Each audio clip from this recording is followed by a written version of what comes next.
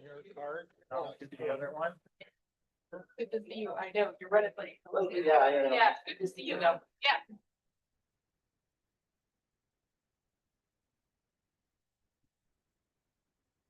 Glass of water. Thank you. Glass of water is great. Thank you.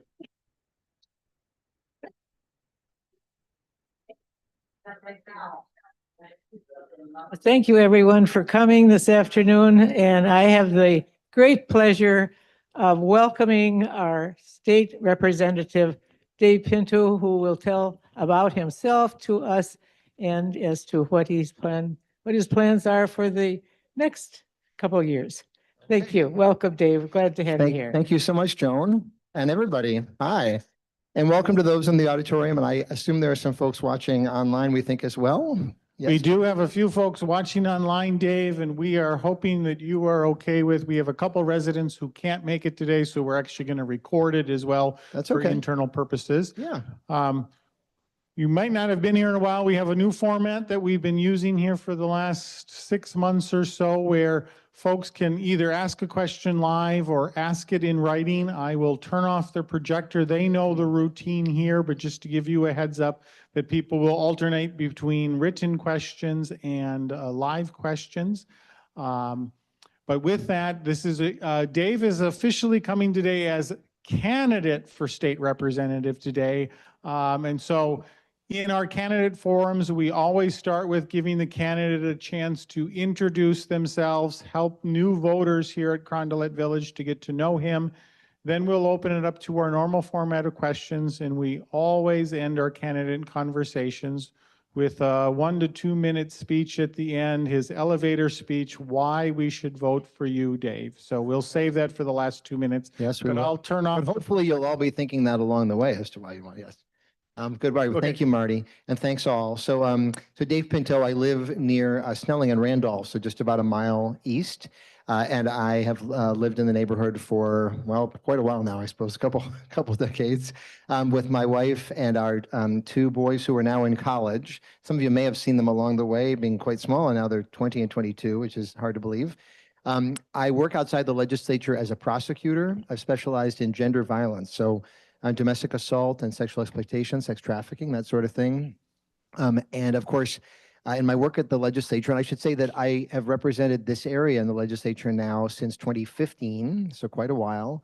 Let me think, and it's the district that is the southwest part of the city. So Highland Park, it's part of Mac Groveland, part of the Fort Road, West 7th area as well. That's the kind of area I represent, including right here, which is great.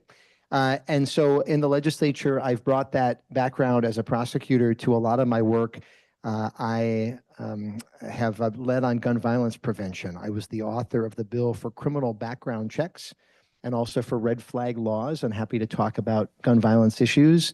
I've done a lot of work relating to children and children's issues as an advocate for young kids. And also working on child welfare issues and child care and that sort of thing. Happy to talk about that.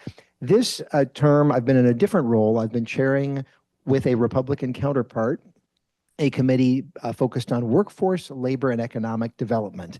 And so I've had a lot of role kind of protecting a lot of the gains that we've made in past years for protecting workers and having people be able to have dignified employment and dignified lives. Happy to talk about that. It's been a very complicated couple of years. You'll recall that in the 2024 election, that resulted in a tie in the Minnesota House. Very rare, only the second time in state history. There was a lot of complicated stuff that happened. There was a Democrat who was elected in Roseville who was found not to live in the district. He's actually on the Roseville School Board, but anyways, very complicated. So he was not seated. There ended up being another person seated, all sorts of complications with the start of the session, various things. We've been in a tie then for the last 2 years, sharing power among Republicans and Democrats. Having a lot of collaboration and working together is a wonderful thing, but there's a lot of challenges with that as well, especially with Republicans and Democrats having very different views on issues. In the meantime, we had the assassinations of Melissa and Mark Hortman and the shootings of John Hoffman, his wife Yvette, in June of 2025. There was the Annunciation shooting. I think people recall that. And of course, Operation Metro Surge in early 2026. So just a lot of things have been very hard during this 2 years. And in all of that, we've had to negotiate a budget and policies with my Republican colleagues. So I'll be happy to talk more about that too. So the session ended. We passed a budget. It's all done.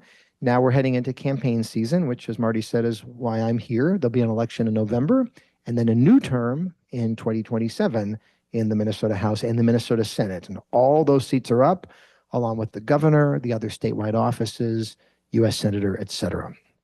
I feel like that's a pretty good introduction. Maybe we turn to your questions now, if that makes sense. Okay, well, I'm going to jump in with the first written question. Why in the world are you here and not watching the Argentina England World Cup soccer match right now? Oh, they just finished Game it. just finished. Also, I go wherever Joan Whitman tells me to go, and Joan said to be here. Messy, yes. Sounds It is like a little messy.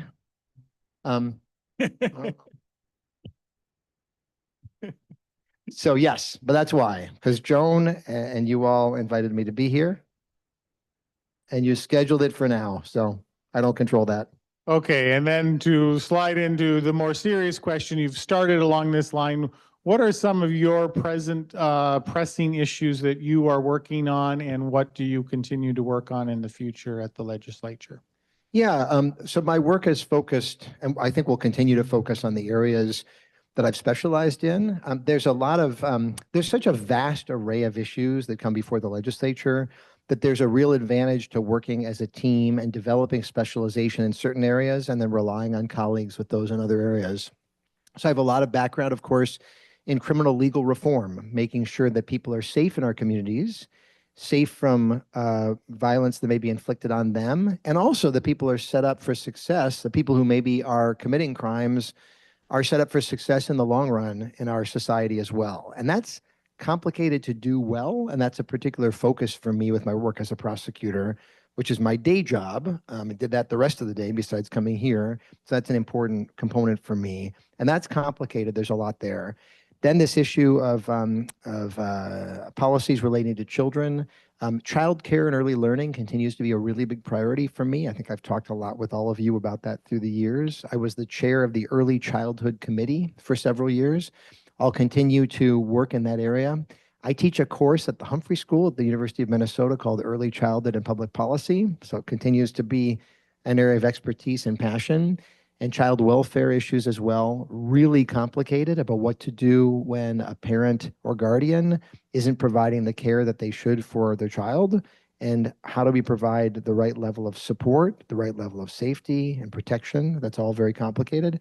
And then finally, this term, as I say, I've been working much more on issues about having a fair economy and making sure that we all are empowered to participate in the economy and society. Increasingly, wealth is really concentrated among a very small number of people in our society. To a certain extent, some of that is how capitalism works, and some of that is actually crony capitalism. It is not part of sort of a natural feature of capitalism. It's folks taking advantage of rules for themselves that end up hurting society as a whole. And so making sure that we have a fair economy, that there's dignified work, people are able to work to live rather than vice versa, is really important. So all those sorts of issues will continue to be important to me. Okay, as we take a question in the room, we ask you to state your name and then you can ask your question or comment. Anyone in the room? Okay, while you think of your question, I've got a whole stack of questions that were put in the basket before Dave got here, so I'll just go through a couple of these. Are you seeing any tiny bit of movement at the state legislature towards meaningful gun control legislation? It's pretty tough. That phrasing, this question was phrased as gun control. And that phrasing especially, I think, really kind of touches off my Republican colleagues, saying, wait a second, there's this control over the weapon. I think we all should be really concerned about gun violence in our state and in our country. This is an area that we lead the world in by a long shot of any country we would want to compare ourselves to, is the number of Americans that we lose to gun violence. Um, about three-quarters, at least in Minnesota, about three-quarters of those people are suicides. So we sort of think of the Annunciation shooting as being one example, and of course, a particularly horrible one. But we lose so many of our Minnesotans to guns that they turn on themselves. So, are there steps in policy that we can take to address that? There are. We passed the red flag laws. I said that I authored that in the past. They're working very well. That's when somebody goes to a court and says, hey, I'm concerned about my family member, that they might be a danger to themselves or to others. And there's a hearing and there's a process that's fair. And then in some cases, the gun gets taken away. They're working really well, and research has shown it's kept a lot of people safe. But that's a law that was opposed very strongly by my Republican colleagues. It's increasingly, as we're getting so divided, it's pretty hard to see that there would be progress until unless we have DFL control the House and the Senate again and a DFL governor, because of how firmly my Republican colleagues are just so much against action on guns. They talk about hardening schools and other things, but of course we know that we experience gun violence all over. I mean, not just in schools. And what kind of society do we want to live in is a real question we want to ask ourselves. So. Okay, I'm right here. I'll do the first question in the room. State your name and comment or question. Dave, I'm John Dunlop, and to be honest, I'm here because I know you. It doesn't matter because I've already voted.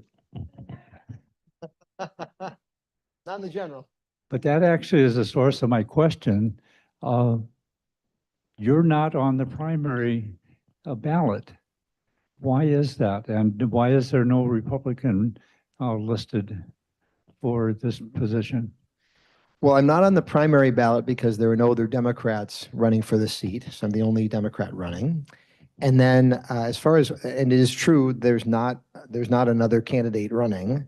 Republicans, I guess, chose not to have a candidate run. I don't know why. Since this is a campaign event, I guess I'll tell you that we in our Democratic caucus re-recruited candidates for every single House and Senate seat in the state. Yep, and that's the first time in decades that's happened. And I think, and actually, even if somebody wasn't inclined to applaud because they say, hey, I'm not a Democrat, at least we should all applaud that that gives people an option, right? They're not a democracy, and it's important to have options. I'm saying this is somebody who I would be fine with an option here. Like, there should be options. So there's a Democrat running in every House and Senate seat, even the most Republican, that everybody in the state will get the chance to choose a Democratic candidate if they want. I think it's like 26 House seats or some very high number that might not be quite right, but it's quite a few that do not have Republican opponents, including in this district. I don't know why not. I mean, I have a lot of concerns with the Republican Party, and maybe people just don't want to run as a Republican because there's a lot of bad things going on under President Trump's leadership. Long answer, but I don't know why they didn't file. And it's the same thing for Erin Murphy. Does anybody know if Erin has an opponent? Does Erin Murphy, anybody know? I'm not sure. I wouldn't be surprised if she does not have an opponent. She does not, okay? And I think Meg Lugar-Nicolai, the other half of our district, also does not have an opponent. And again, would have been fine to have an opponent. I mean, there should be, we want people to have a choice in our democracy, so. Okay, so I'm going to combine two questions that were written and submitted. Can you talk about the fraud issue? What safeguards were in place? And how are state legislators working to reduce fraud in our social programs now? Yeah, great question. And I think folks have followed this in the news that we've had significant concern. So Minnesota has been a generous state, and I think that's a really good thing. To say that when we spend funds to lift people up, give people opportunity, we all benefit when that happens. That's a very Minnesota concept. We followed through on that concept. There have been high-profile instances, though, where bad actors, fraudsters, have kind of seen that, and they've stepped on in and siphoned the money off to themselves. That is horrible. It's completely unacceptable. That somebody would take advantage of somebody else who's vulnerable and funds meant to support them and take it for themselves. I will say there's been a lot of question about the exact volume of it. How much is this happening in various places? We know, for example, one of the most high profile, it's called Feeding Our Future. People might have seen that. There was a federal food program, not through the state, although the state played some role, but a federal program during the pandemic designed to feed kids who were not in school. And some folks took advantage of that. And it seems like the numbers at least would say that we had the biggest version of that kind of food fraud in the country. Fortunately, it was our state agency that identified as being a problem and tried to stop the funding. Some folks have taken that and said, oh, that means that all of our programs are the worst in the country, or we're some huge multi-billions. There's not good evidence to say that. And who cares, right? Any dollar that was supposed to go to a vulnerable person and goes to pad somebody else's pockets is an unacceptable dollar. So I kind of want to provide that context. So what sorts of things then contributed to them being able to do that? Well, one thing was a lack of oversight in the programs themselves. And I should have mentioned, by the way, in addition to my other work, I'm the DFL lead on a committee called the Fraud Prevention and State Agency Oversight Committee. It was established actually by Republicans during the negotiation that created the tie. So there's a Republican chair. I'm the DFL lead. The committee itself was disappointing and frustrating for reasons I can get into, but at least did give me a chance to learn more about this process. So when the legislature set up programs to help vulnerable people, in many cases, they and we would fund the program, but not give a lot of thought to the oversight and the checks and balances within the program. So one example of this is a program called the Housing Stabilization Services. I know this is a long answer, by the way, but hopefully it's kind of interesting for all of you. I find it interesting. So Housing Stabilization Services says, hey, we could give somebody money for housing, but they might need help to kind of, if they haven't been stably housed, they might need help to figure out, to find the place to live in the first place, or to have mental health services, whatever. So we had a program to provide stability as part of that process. Well, that program actually was started by Republican House and Senate in 2017, 2018. They put hardly any oversight into it. So kind of if you just walked on up and said, oh, I can do that. I can help somebody find housing. Great, you get a bunch of money. And then you just take that money and you walk off into the sunset or whatever. So a lack of oversight, even how the program was set up in the first place, was definitely one contributing factor, and there are others as well. What we have done is made a series of changes over a number of years, but one of the most notable this particular term was to establish a new Office of Inspector General. So basically a state-level person and office whose job it is to dig into all the programs and say what's working, what's not, and who is possibly siphoning off money, and let's go after them.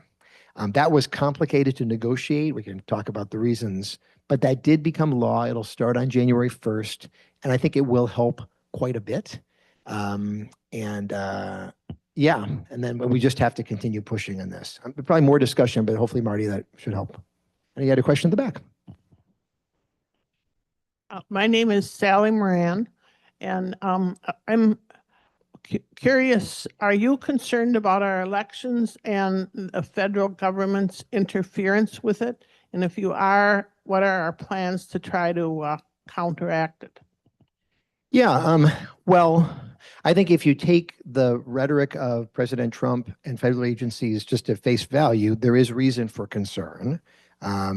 They've tried to do everything from, they said that, we will withdraw those immigration agents if Minnesota hands over voter rolls and tying things in that should not be connected at all. I think there'll be attempts to mess around with the system.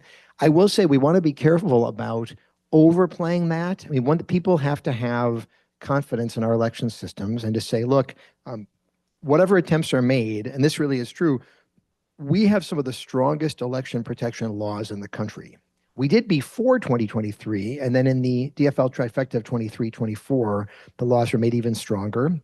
There's no Secretary of State in the country who is better and sharper and more committed than Steve Simon. Yep, he's fabulous. So I would say, yeah, let's applaud Steve Simon. He is wonderful. And so I would say whatever attempts that the federal government may make to try to have the election not be fair in some way, we in Minnesota are as well positioned as any state to have the same kind of strong and fair elections that we always have. It's a decentralized system. It's people in individual counties that collect the ballots, that count them with people from multiple political parties watching. Like, if you study the system we have, it's an excellent system with a lot of integrity.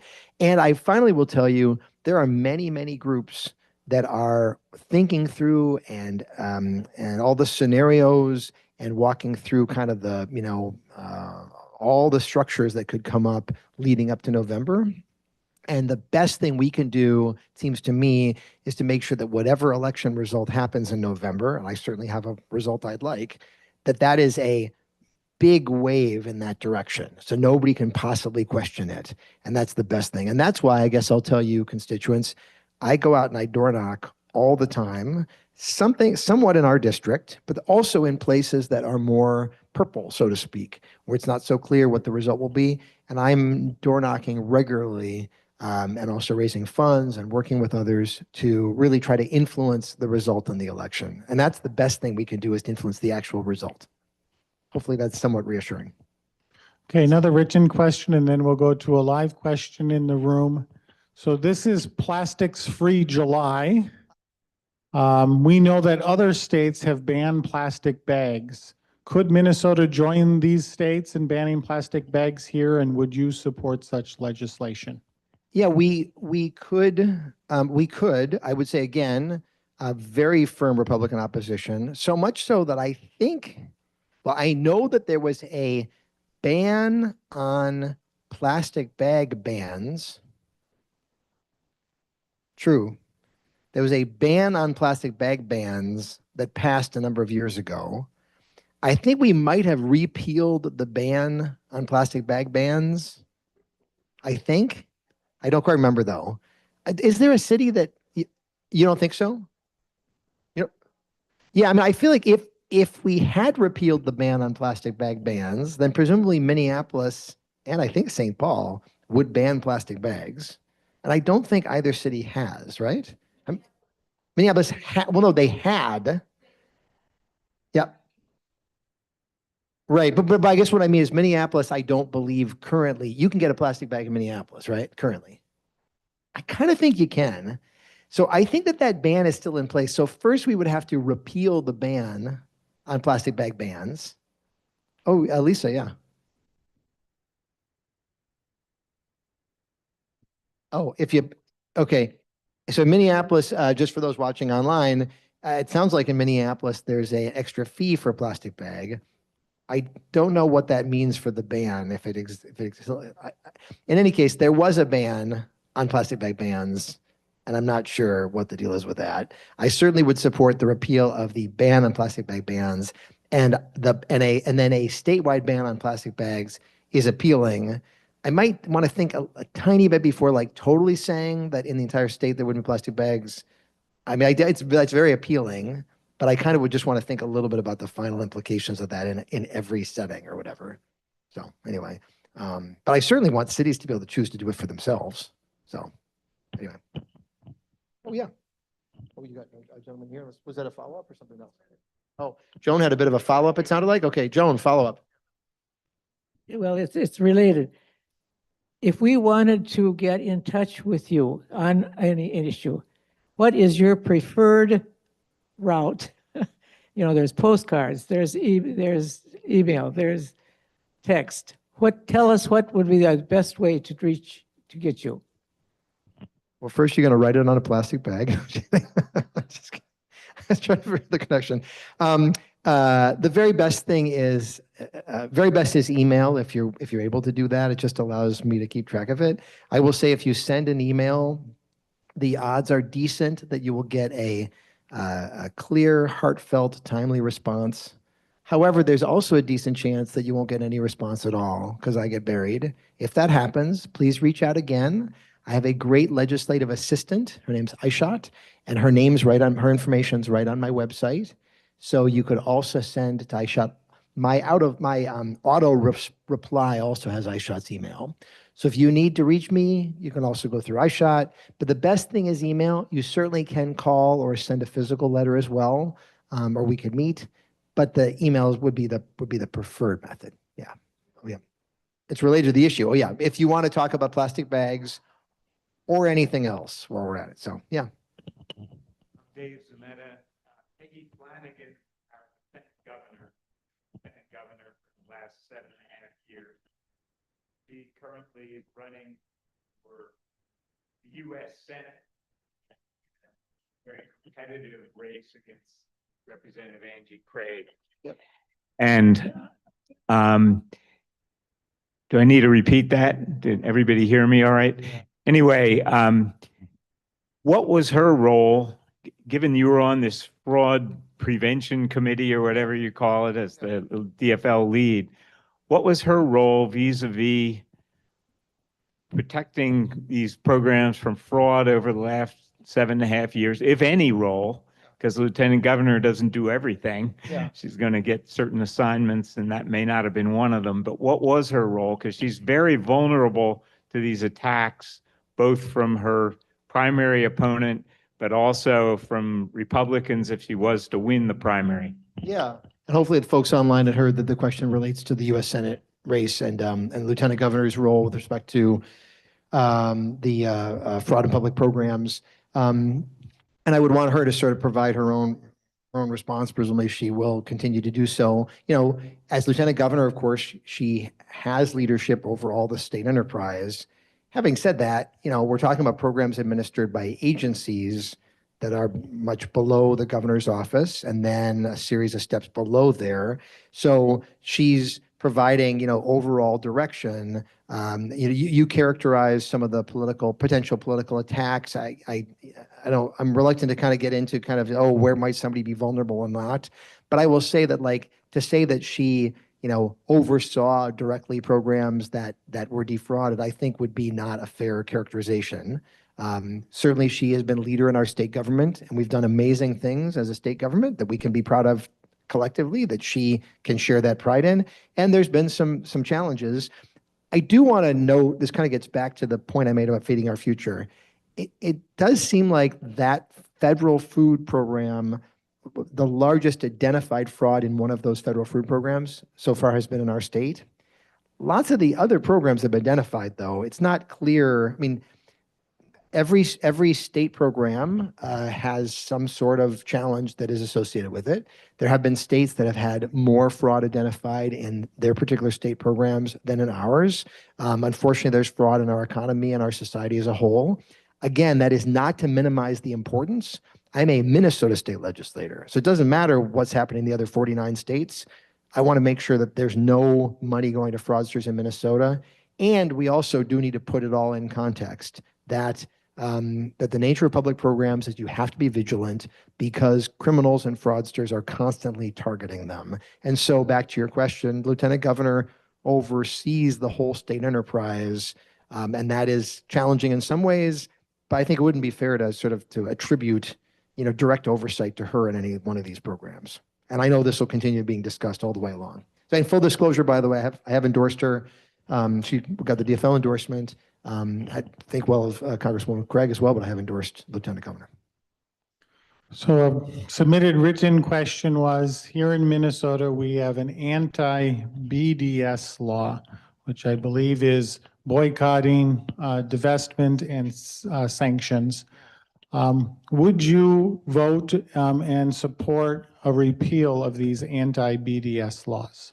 Yeah, this is similar to the plastic bag situation that you end up having like a quadruple negative. So just to explain to people what's going on here, for folks who have significant concerns about Israel's actions with respect to the Palestinian territories, there's been a movement to boycott or divest or sanction relating to that. There has been an effort to, which would then say we're not going to do business with those who are doing business with Israel because of that conduct. There have been some state laws that passed in many, many states, and Minnesota enacted one a number of years ago, that would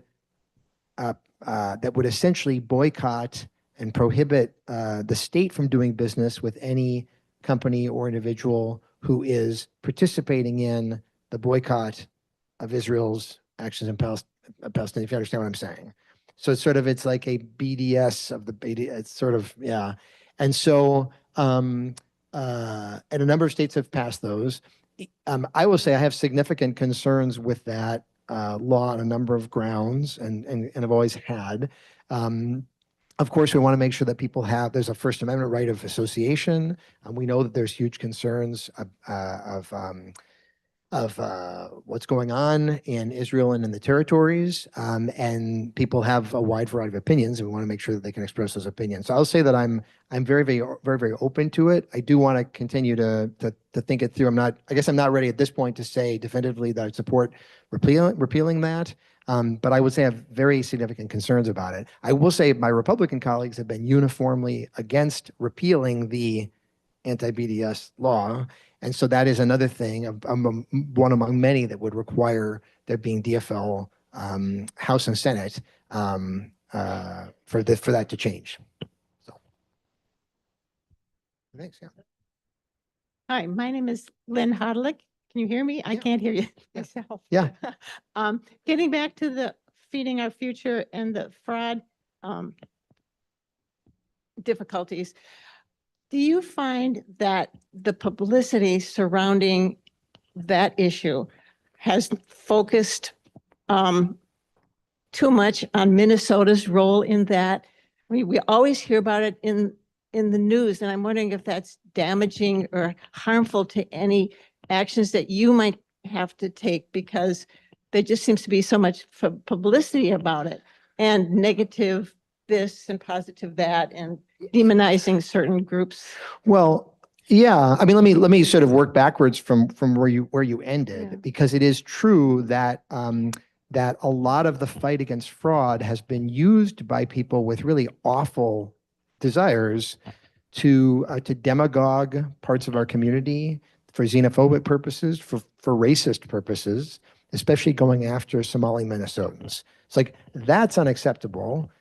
It's horrible. And we know every community has lots and lots of people who are doing good and has some people who are not behaving themselves. And that certainly includes the Somali community and every other community. And so it's really unfair. Just a quick tangent, as somebody who's an early childhood, for whom early childhood passion, I assume people saw that there was a video of some kindergartners having a kindergarten graduation ceremony, and President Trump posted it and had these attacks because the kids were wearing traditional dress. They're wearing clothes from their family and their culture.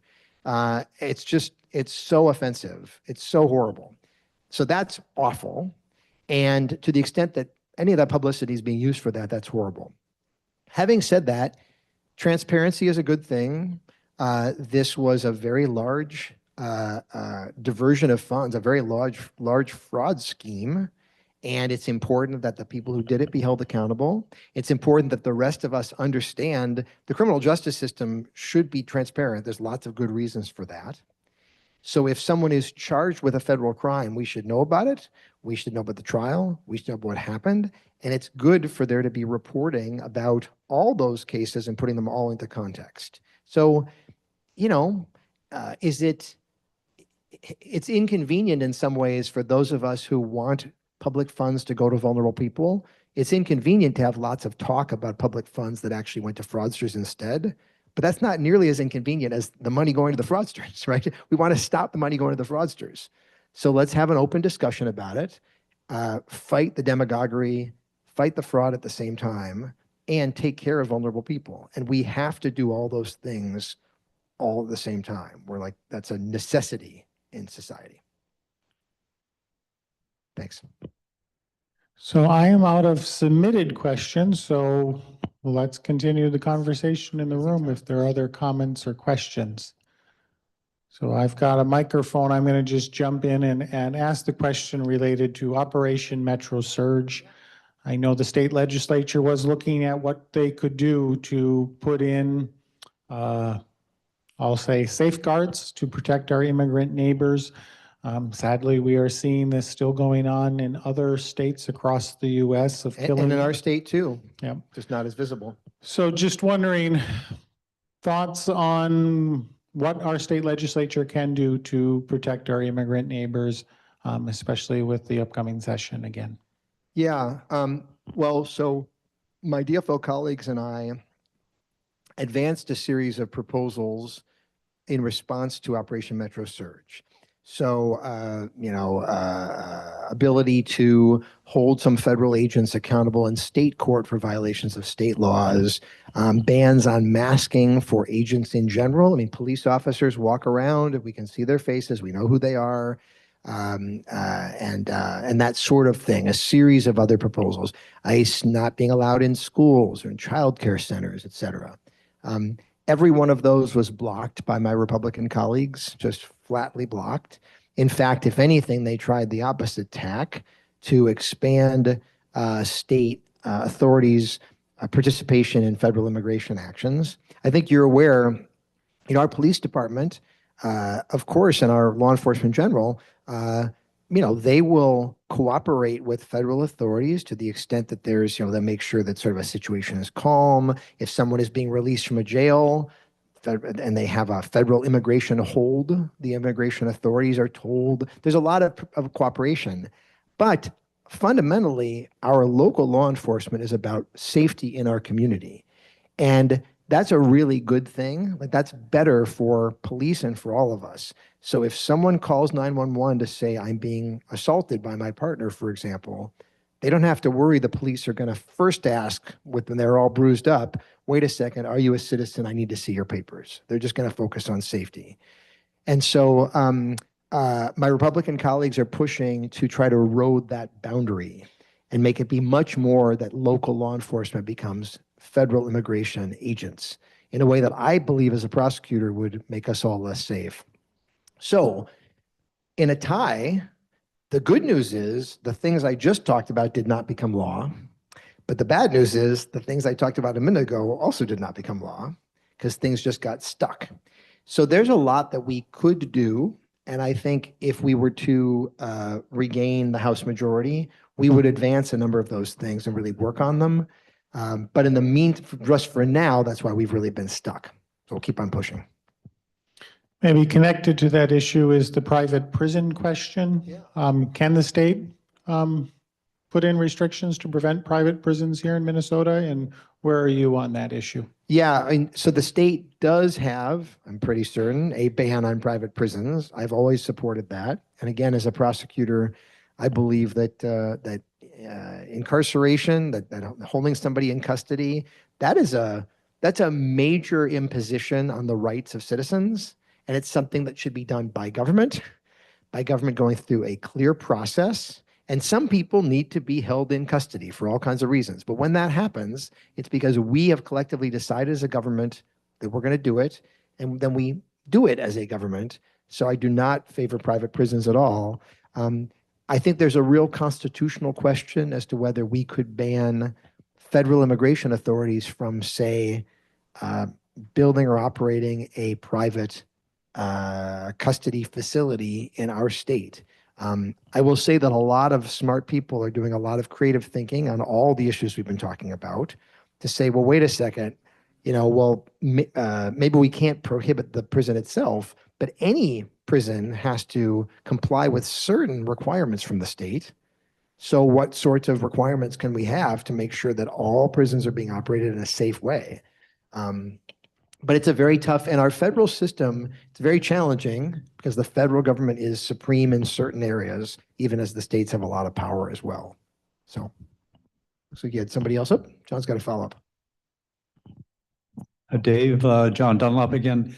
I would like to suggest that the fraud issue is a red herring. And that's because I, as a former state employee with the State Energy Office, I know that we had many programs that were introduced, and we were responsible for administering those programs, and it required oversight of vendors, of businesses, all of those processes in place. And it seems like we received funding from the federal government for social programs. But it was up to the states to administer those. And so they scrambled to set up the protections that you were talking about. And you used the phrase lack of oversight. It seems to me that, of course, it's a ripe issue for Republicans to say, well, look, it's been under state control at the time, so therefore the Democrats are in error. But the reality is that I think that I believe that the state government was scrambling to get the funds out so that they would be useful. And they did have oversight. It's just that it wasn't quite enough to avoid the fraud. And instead of pointing out this misplaced criticism, the Democrats are defending themselves, which I realize you have to do because of the onslaught from the Republicans. But the truth is that if you look at the data, the fraud here in Minnesota is dwarfed by that in other states.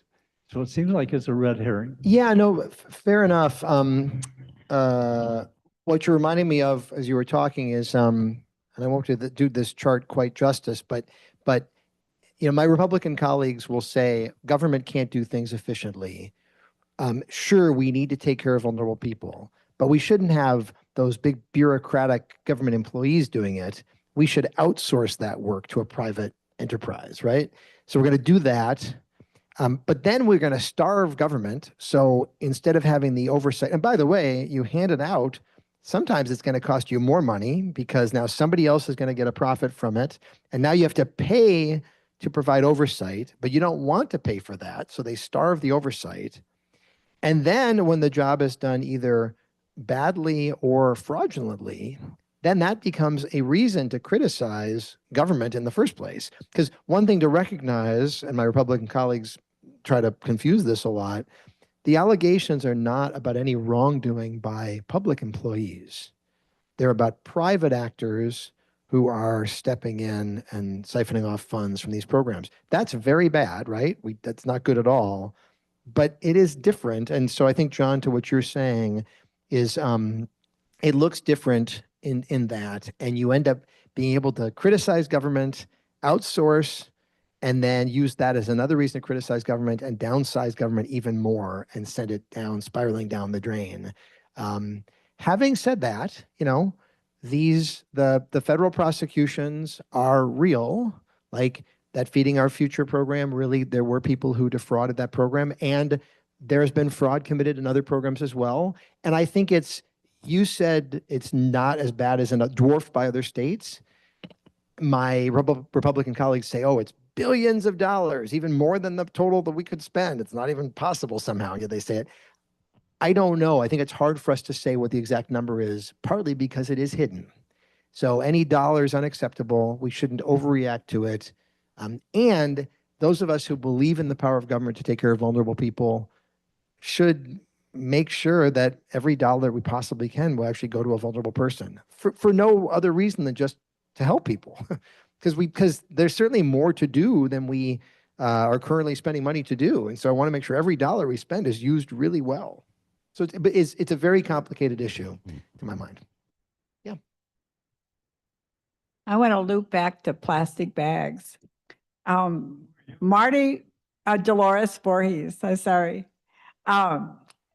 Marty has been in Tanzania recently and reported that they have banned plastic bags in the whole country. Wow. And he had a whole sample of makeshift bags from feed sacks and stuff like that. So that could be a model. That's very good. Thank you. I will keep an eye out for that. I have not served on the committees that would kind of be the drivers behind that ban. And that's one reason I'd want to kind of have them have that discussion, but that makes a lot of sense to me.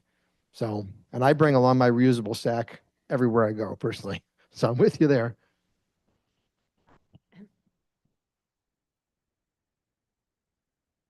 It's not. No problem. We're just getting the microphone set here. Thank you. Thank you. I'm Nan Leitner, and I just wanted to ask you, how does, yeah, I guess.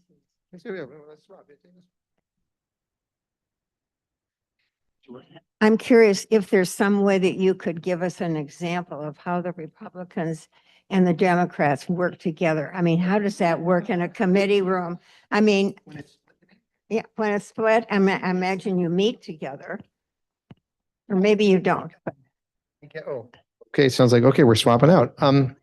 But I gather you're not asking so much for sort of, can you inspire with us with an example of collaboration? You mean like logistically, just how the heck do you, if it's tied 7-7, how do you get anything done? Is that what you're asking? Or maybe it was the first thing. Can I just, did you mean like you want a story, you want information about like good places where we collaborated? Or are you just wondering like mechanically, how does it actually work if we're entirely tied? Yeah, how it works. Okay, great question. Many people had that question after the election. They said, wait a second, you're strictly tied. How's that going to work? Just to give one example, the Speaker of the House under the House rules has a lot of power. And to elect a speaker, there has to be a majority vote for speaker. So that meant that in theory, we just could have shown up and just had vote after vote and nobody ever gets elected speaker. Because you just keep voting and 68 people is a majority, 67, nobody ever gets elected. So there was a lot of negotiating that had to happen. It was made even more complicated by the reference I made before, the person in the one district who couldn't serve, and it was just a whole mess. But we ended up negotiating an agreement in which there is a Republican Speaker of the House, but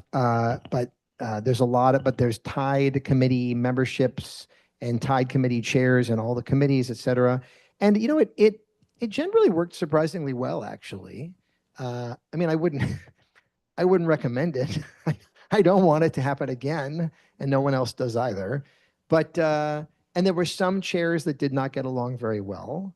But the agreement was that every day the person in charge would switch. If you have the gavel, you choose the agenda, and you're going to set it up. So on my day, we had all sorts of pro-worker bills and hearings and various things, and then we'd bring the bills up, and in general, they would then go down to defeat. And then the next day, we have various corporate bills that are bought and paid for by the state's biggest corporations, as far as I can tell. And we'd have a vote, and every one of them would go down to defeat. And you do that for a while. But in 2025, we had to pass a budget. So you start negotiating, and you say, what do you think? And what do you think? And I will tell you, I think my Republican colleague said this publicly, he was very determined to cut back on paid family medical leave. To say that if you have a baby, we want you to have many fewer weeks with that baby than the law we had already passed. If you or a family member get really sick, we don't want you to be with them. And he had various pro-business reasons for that. And he said, hey, that's really, really important to me. And I said, I get that. And we have to pass a budget. And so we had lots of back and forth. Would we make those changes? How would we do that? And he said, I don't want to pass a budget unless I get those changes. So you're negotiating all the time. And in the end, I'm very glad to say we did not cut back on any of that stuff. And we did pass a budget, but it was challenging and painful. And you're spending a lot of time together just trying to figure things out.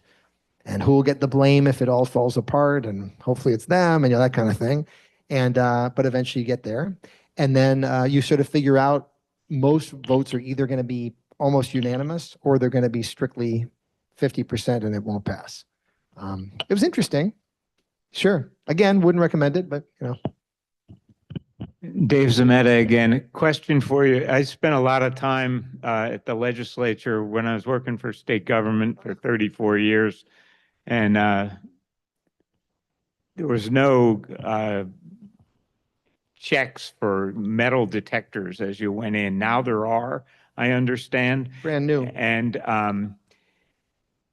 however, my understanding is that legislators can bypass those checks, and those that have the legal authority to carry a gun can carry a gun into session into heated debates that sometimes occur, like at the end of one of these legislative sessions recently. How does that make you feel as an unarmed legislator, presumably, who's watched colleagues get killed through gun violence over the last number of months? How do you handle that? What needs to be done relative to that? I mean, I wish that those things you say, so what you've described is accurate. I wish they weren't true. I don't like that. I can't do anything about it. And I try to focus on the things I can do things about. I mean, I guess what I'll say is, I try to take whatever frustration I feel with that and many, many other things, which I feel a lot of frustration about a lot of things. And I try to use it to knock on like 5 or 10 more doors. I mean, so the only reason we're a tie is because 14 people in Shakopee voted for one candidate versus another. One of our candidates won by 14 votes. Melissa Hortman was knocking with that candidate, Brad Tapke, the final 3 hours of the election day. They went through apartment buildings. So it's possible that those 14 votes came in that apartment building on that Tuesday night of election night, those final couple hours. Melissa Hortman and Brad Tapke were knocking. And if he hadn't gotten those 14 votes, we'd be completely different, because there'd be a 1-seat Republican majority, and they certainly would have cut back on paid family medical leave and done all kinds of other things. So 14 votes. So I guess I don't like it, but I can't do anything about it without having colleagues who agree with me. And so I try as much as possible to not even mess with it, and instead put my energy into getting more people who will change it in the future. Well, as we come up to the end of the hour, you know what the final question is going to be, but I'm going to sneak in one other quick question. What about the new home for the House of Representatives? What's the status on the project, and are you going to have a new office potentially if you're reelected, of course? But what's the status of the new home for the House members? Yeah, so folks may be aware the state office building on the Capitol grounds, if you might have gone to the House earlier than like 2 years ago, for a long time, there was this kind of dumpy building to the southwest of the Capitol, I guess, if I'm getting my angles right. And so that building is under significant renovation, major renovation. We've been in a different building for the last 2 years, I guess. There will be another year before we move into the new building. So it will not be this year. I think it'll maybe be the next summer or something, or next fall. I don't know exactly when, but it's gonna be a while. I have not been to the new building. I've heard it's beautiful and very well done, and a lot of security features and all kinds of good things.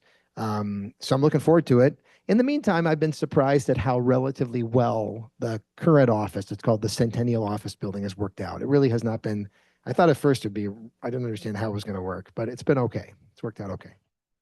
And you wanted me to pivot to the last question? Okay, so the last question is, again, you're up for re-election this fall. Why should we vote for you, and what's your elevator speech? Yeah, I've been in office for a number of years now. I feel like I've gained in understanding and in my skills in those years. We have a lot of turnover among my colleagues. I think I think there's only a few of us who have served under a governor other than Tim Walz, for example. Just not that many of us left. I think it's like maybe 7 or something in my caucus. So you can see how new everybody is. And so I think that there's a real value that I bring in the experience and expertise that I have, and the difference that I can make in these areas that are really key. And so you can tell that I try to serve you well in the policy work that I do, and I hope it comes across my knowledge of policy and my interest in that. And I also try to serve you on the other side of the work as well, by making sure that there are other folks who agree with many of my constituents and me on policy, that I don't just sort of wait for people to show up at the Capitol and then try to work with them, that I try to influence that, and the door knocking I'm doing and the fundraising, et cetera, to try to shape where we end up. And then the work that I'm doing in those policy areas, I think, has served you well. I certainly am determined to try to continue to do that. And so with all that, I would love your support. And thank you for having me this afternoon. It's been really nice. Thanks. Good. You have something else? Dave, I have just one more related again. I'm concerned for our legislators and their safety.